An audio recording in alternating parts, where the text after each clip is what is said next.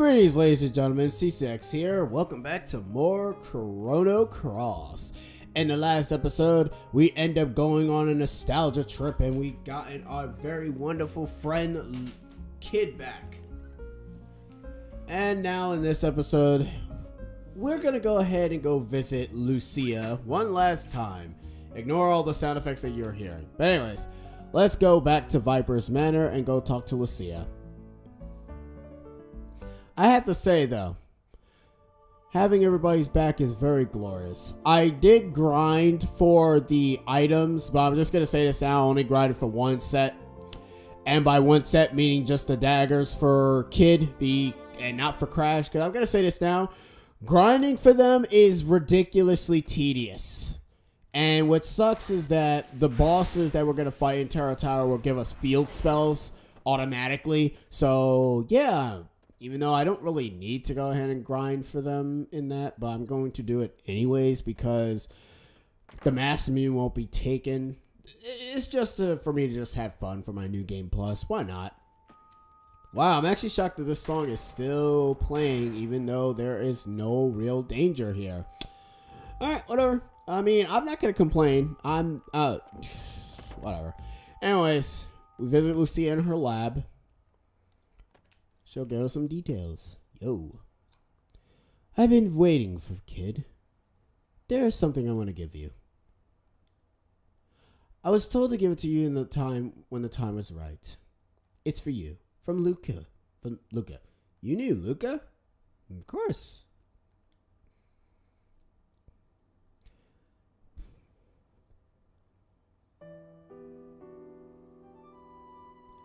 My dear Kid, how are you doing? I wonder how old are you as you read this letter. Perhaps you mature into a beautiful woman raising a happy family by now. I don't know about that. I was hoping to talk to you in person when you were old enough, but just in case something happens, I'm writing my feelings down on paper and leaving it with Lucca. Perhaps you already know, or perhaps you yourself are also now caught up in some historic crisis as a result of all this. But anyway, a long time ago, we, my friends and I, that has changed the future in order to save your planet from being devoured by Lavos, a monster from some unknown planet. We still feel proud of the role we played in saving our world, and in how we were so freely able to change the flow of time. But sometimes I think of a darker side of what we did. What has become of our future that was once supposed to have existed? Where did a time that now is no longer allowed to exist? It is true that thanks to our altering the flow of history, we were able to save so many lives and prevent so much sadness and suffering. But when you think of it, we also caused the deaths of so many that were meant to have come into existence in timeline we destroyed, and also caused new sadness and suffering further along the new future we created. That is why I worry that someone might seek revenge on us for what we did. I've had a constant dread in my heart that someone in our new future will travel back in time just like we did and try and kill or capture my friends and me. So even if something dreadful does befall me, Kid, know that what was meant to happen will happen, and I was always prepared for the worst. Oh, but don't you dare think the great Lucca is going down without a fight. I've got a reputation to uphold. Whatever lies waiting for us around the next corner, better watch out, because it's gonna find a pretty mean counterattack coming its way. Kid, when I think of you, I remember someone I once met a long time ago in the distant past. But she was complete opposite of you in this timeline, so quiet and gentle. Someday I'll also tell you about her, when you are ready to know of your real name and heritage. I'm not the slightest bit worried about you, Kid. I know that no matter what happens, he will always be there looking out for you. Or perhaps he's already found you and there by your side. As you read this, if so, hello, Janus. Please take good care of my little sister for me. There is so much more I want to tell you, but I must leave it for another time. Don't worry, everything's okay. We will overcome whatever woes may occur. As for Sire. Later. when you're all grown up, I'll come visit you and we'll take over tea. We'll talk over tea and look forward to that day. Well, anyway, kid, until we meet again, forever and ever, your friend, no matter which timeline it is, yours sincerely, Lucca Ashtier. P.S. Cut out the tomboy act. Believe me, you're becoming a beautiful young lady one day, or my name is Lucca the Great.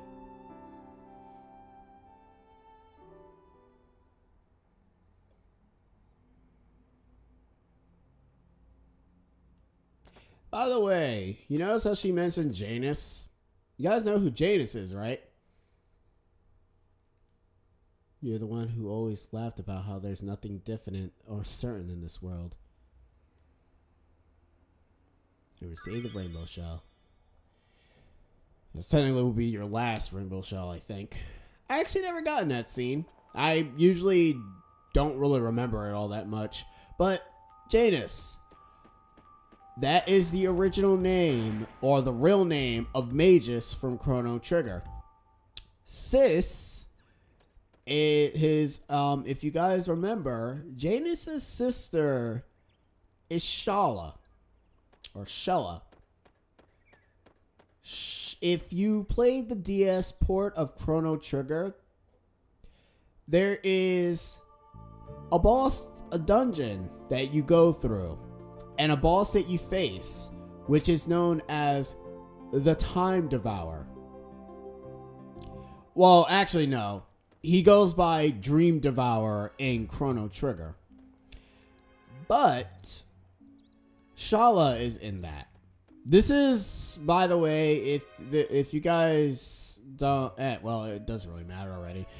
If you guys are watching this already, you guys are bound to go and hear spoilers of Chrono Trigger anyways. So, Shala is trapped in that Dream Devourer. When you fight that boss, you're actually unable to fight it, or I should say, you're unable to beat it. Shala ends up teleporting Chrono and whoever you decide to bring with you, and Magus, away. Now, my problem is this. Magus ends up promising that he will try to save his sister. But he's not in this game. That's kind of something that I kind of end up wondering as to why they end up showing that, saying that when Magus is nowhere to be found in Chrono Cross at all. Gully is supposed to be like Magus, but we already know that it's not. Anyways, you guys trying to wonder how the hell we're supposed to get to Terra Tower? Well, we gotta go ahead and go to Starky, man. Gotta get our man Starky. Because Starky's technically the only one who knows how to go ahead and get to places. Yeah, we actually do need Starky with us, or else this scene is entirely pointless. Anyways, let's go. Hey! What are you douchebags doing here? My god, I've discovered a mysterious object down below, but there's a nasty monster guarding it. No matter how many times I hack away at it, it doesn't seem to have any effect. I tried some elements too. There are some that works and some that don't. Yeah, we gotta go in and go fight that very ridiculous monster. Note to self, this monster is only weak to red elements, and I mean he's only weak to red elements. What I mean by that is the fact that he's only affected by red elements. He ain't affected by anything else.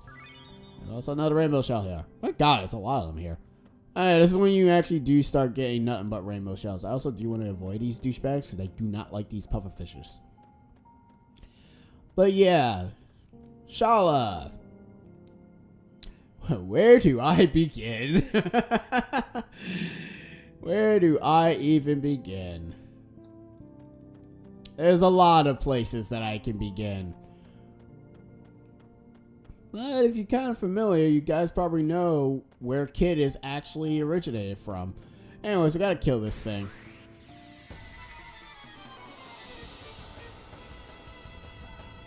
Say hello to the final boss of the game. No, I'm kidding. That'd be some crap. Say hello to Royal Jelly. We cannot harm Royal Jelly because Royal Jelly is a royal douche. He can only be attacked by red innate abilities. But that's why we have Kid here. Which I'm also saying that he can only be attacked by red innate elements, not red innate abilities. Because we can't even harm this guy. He's immortal. So, pop up those red elements and just hack away. He's actually not that. He's not that strong. He doesn't have a lot of HP. I wonder if we use Hot Shot, can we just kill it instantly? Well, might as well see what the hell this move actually does, because I've never really seen it before.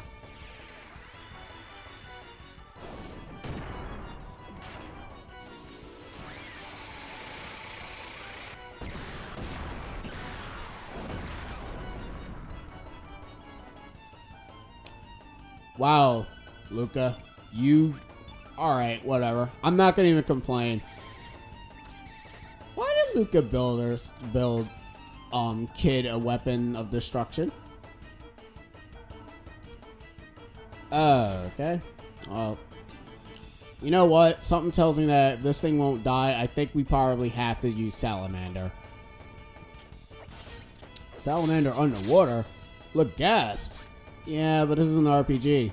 Anything can happen. As long as he's not doing any of his freaking moves, it should be relatively okay. Famous last words. Anyways, let's pop in a fireball, shall we? And now get to showcase another summon element. Alright, kid, kill it, please.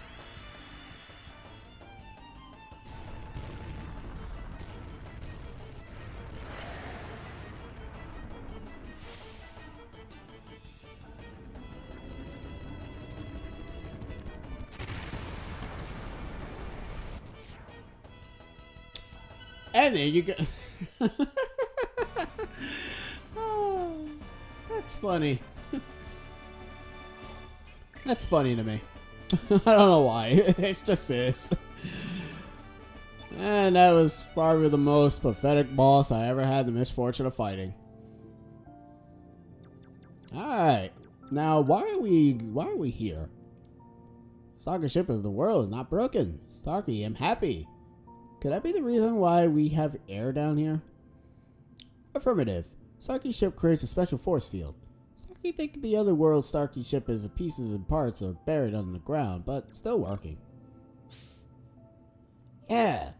Also, if you do come back here after the events that's about to happen, you can go ahead and get Starky's as level 7 tech. I'm not coming back here because what's the point? If you do come back here, though, it's the last level 7 tech that you get. I'm not really into the level 7 techs, to be honest with you guys. I mean, it's one of those things that I don't really pay much attention to because you don't use all the characters here. In all honesty, though, if you do want to see all the summons and all the level 7 techs, look up a YouTube video where they'll show you all of them. And yeah. Because, I mean, I'm pretty sure there's a Let's Player or a video that literally showcases everybody's level tech. Just like how they showcase everybody's Mystic Arts in the Tales series. So, yeah. Maybe we can use this. What the hell is that? You just outright Olimar, aren't you? Seriously, that's what Starky reminds me of. It reminds me of Olimar. He just doesn't have Pikmins. Anti-gravity device. If you attach this to your boat, you will fly to Terra Tower easily. All we need now is a facility to install it. I remember there was a dock inside of Chronopolis. Alright, let's be on our way to Chronopolis. And of course, this game doesn't feel like doing anything, so jump cut.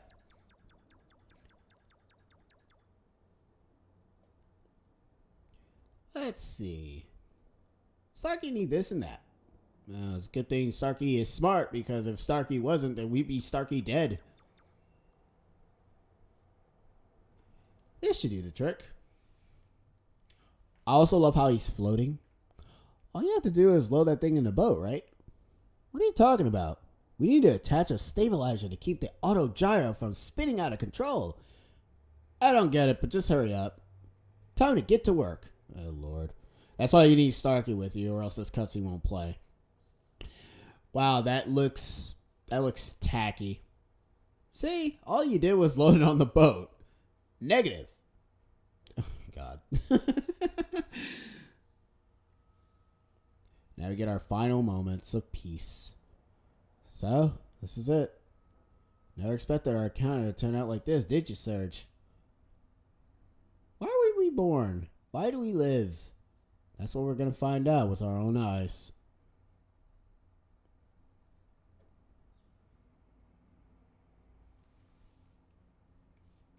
And now, enjoy the last cuts, one of the last few CGI cutscenes in the game. Time to head to Terra Tower.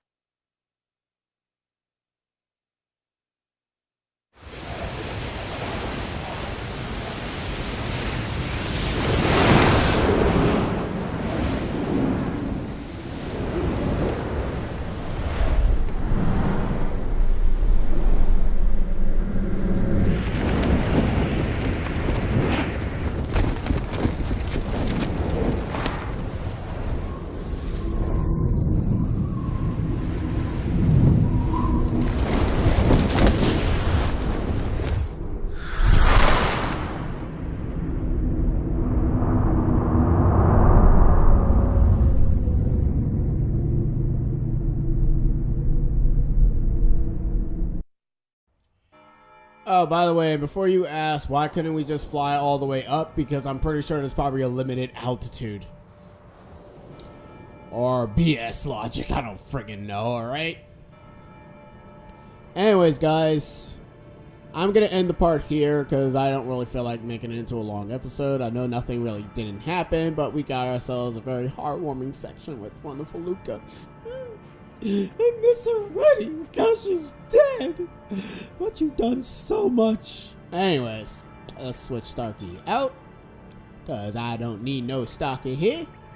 And this will technically be your composition team. If you had Glenn, it will be Glenn. But if you have Crash only, then you just have Crash. That's it. Anyways, guys, in the next episode, we'll be exploring the final dungeon of the game. Catch you guys next time. See yas.